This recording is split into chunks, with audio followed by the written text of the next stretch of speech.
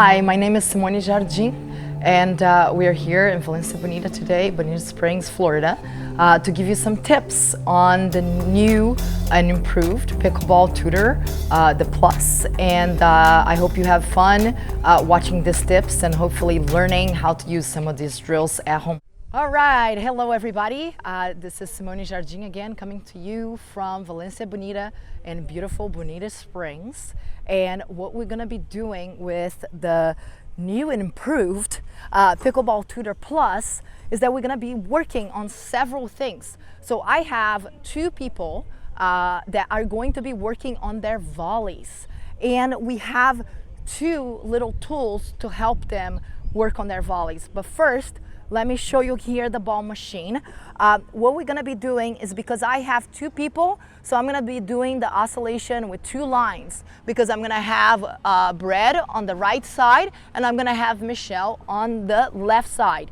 So that's where we're gonna be. Then the next thing is we're gonna put a little bit of top spin. This is coming as a third shot drive. So then you wanna put a little bit of top spin. So I'm gonna put it at a 2 here.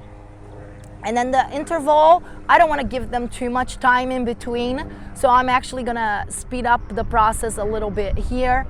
And then the speed, I'm gonna give them a good drive. So I'm gonna let's start at 6 and we'll see how that speed goes. Okay, so now here we got, and Michelle, you're gonna come over here. She's got the backswing solution.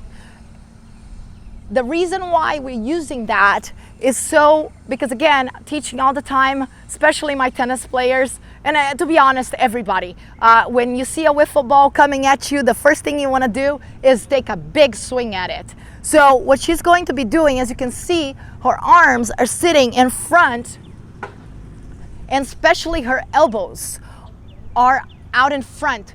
Instead of taking the paddle behind her, it's not going to allow for the elbow to tuck in to the body, because again, it's sitting here, it's prohibiting you from doing that.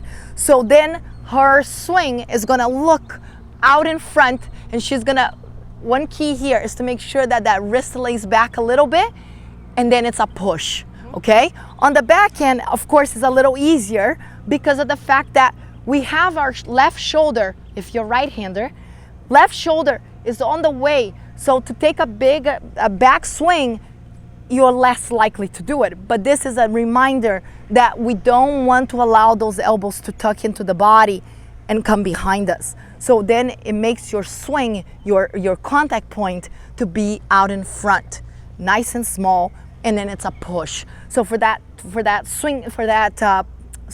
punch volley, you're looking to keep that continental grip and punch it forward with the forehand and keep the face of the paddle. That's why I want that wrist, and it's going forward. Okay, so wherever that paddle face goes is where your ball is gonna go. Now, one thing as well for us to think about here is that the lower the ball is, the more you wanna be with it. So, but the paddle, that's the part, the paddle head actually goes with it. It's not a cocked wrist, because otherwise that ball is gonna go straight down. It's actually, we talk about this a lot, wherever the ball is, this is where your paddle goes. So if the ball comes here and it's lower here, then you drop the head of the paddle and push. Okay, and now Brad has got the grip trainer. And what it is to continue to use the continental grip. You put it onto the paddle, and then it doesn't allow Brad to move his hand around, which again, unfortunately, what we see a lot of the times is that you get into the point and all of a sudden grip is changing, and then we end up with knuckles. As a teacher, when I'm on the other side of the net, the last thing that I want to see is straight knuckles across the paddle, because again, that volley is going to be limiting your ability to do only one thing, which is to hit anything that comes into your body. Great, but if you start to get better and play better players, they hit the ball over here. Almost impossible. Well, it is impossible to hit a forehand. Not only that, definitely a lot of people talk about elbow injuries and wrist injuries. Having this grip, all of a sudden you're creating all sorts of trouble. So having the proper technique is extremely important. The other thing for my tennis peeps out there is that a lot of the times we try to go to the ball, and unfortunately you can't. All right, that's the rule of the game. You have to make sure that the ball comes to you, because you cannot step into the kitchen to take the ball out of the air. And momentum shift also, just so you understand, there's a rule that if you hit your volley and you step into the kitchen, you're also not allowed to do that. Now, both of you, I want you both on that ready position. You should feel like you're ready to catch that ball versus standing up and the ball is gonna play you. Here we go. Good punch. That's it. Nice. Try not to allow that. Try not to turn your body. Good. Yeah. That's better. Now push. Nice, Brad. Good. Maybe even chest forward a little bit more and get that ball out in front. There you go. Even more. Exaggerate. Okay. Good. See that contact point? That's it. So the paddle goes. Your body doesn't go, but the paddle meets out there.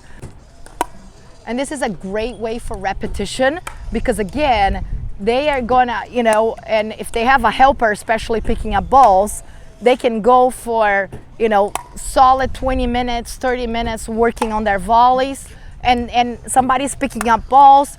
So a good way would be, let's say, as they're working, and Michelle, then we're gonna switch spots here. So I'm gonna get in, you hit one more.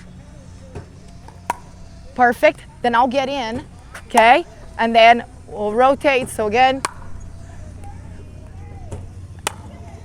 And then Brad, let's say, Brad wants to take a break and get a couple of sip of water. We just keep rolling with the machine. There you go, there you go. Good, nice, got it. Good, keep that body forward. There you go. Okay, so keep that body forward. That's it, nice. Now I take a break, Brad comes in. Good. That's it, keep that paddle out in front. And you can see, you can use any ball with the ball machine.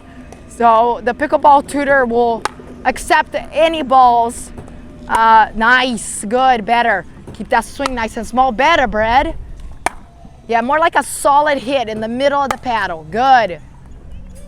Yeah, and again, Michelle, coming from tennis, sometimes the habit of turning those hips, turning your body, that contact point gets behind you.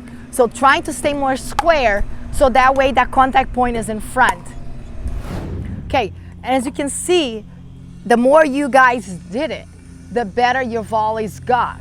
And this is not very taxing on the body, because you're not moving nearly as much as some of the other drills or even playing games. So to me, a good day that you want to take the ball machine out to do a practice and you want to get some good quality, good time on court, and you want to work on your volleys, you can do this for 20, 30 minutes. And I as a coach, I would feel comfortable enough and again, good enough, because you got some teaching aids and maybe you don't. But the main thing is that because you're not gonna get tired, that I know that your technique is gonna be more sound. And then again, you're focusing, as long as again, you're not coming out and taking some big swings at it. You're just working on that technique, sharpening it, making sure that you're nice and compact, those hips are staying forward, you're punching it out in front, and we're not changing that grip, not tucking the elbow in, right? So that is a great way to come out, get 20, 30 minutes of volleys. You can do 2 people, you can do 3 like we did, where we rotating in. As many people help, you know, the one that is out can be picking up balls while the other 2 do it, and then rotating in. So that's a great way to use the Pickleball Tutor Plus for some volleys.